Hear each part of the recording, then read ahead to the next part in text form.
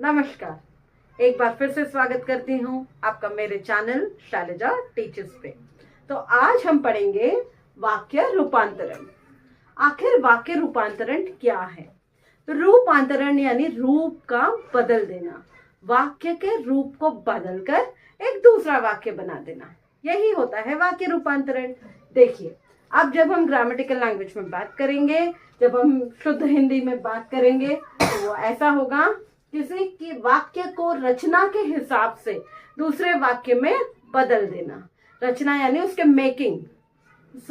किसी वाक्य को रचना के हिसाब से दूसरे वाक्य में बदलने को वाक्य रूपांतरण कहते हैं।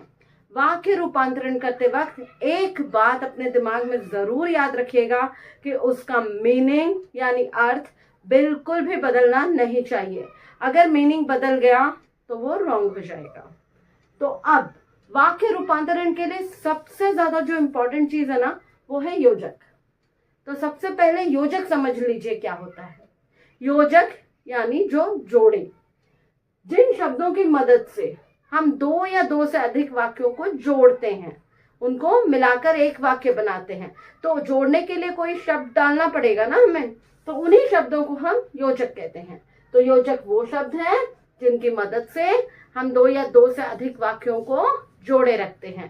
तो देखिए इसके उदाहरण, लेकिन, क्योंकि, किंतु, परंतु, इसलिए, और, चूंकि, ऐसे बहुत सारे योजक शब्द हैं जिन्हें आप और भी आगे रेफर कर सकते हैं।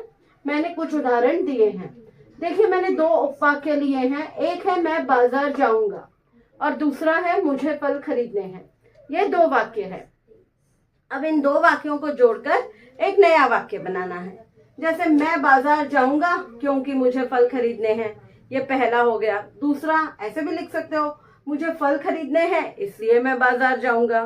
तो अपने हिसाब से आपको योजक डालकर प्रैक्टिस करना है। Practice makes man perfect. तो इसीलिए आपको प्रैक्टिस करके ये सीखना होगा। योजक अच्छे से समझ में आया हो और वाक्य रूपांतरण आप समझ गए हो। देखिए, आजकल जो है एग्जाम में डायरेक्ट क्वेश्चन पूछ रहे हैं, बिल्कुल डेफिनेशन भी पूछ सकते हैं आपसे। तो उस समय जो है आप इस चीज को नोट कर ले और अच्छे से याद कर ले एग्जाम से पहले। तो यहाँ पे हमारा ये वीडियो खत्म होता है। तो आगे वाक्य रूपांतरण में हम दूसरे वीडियोस में आगे पढ़ेंगे।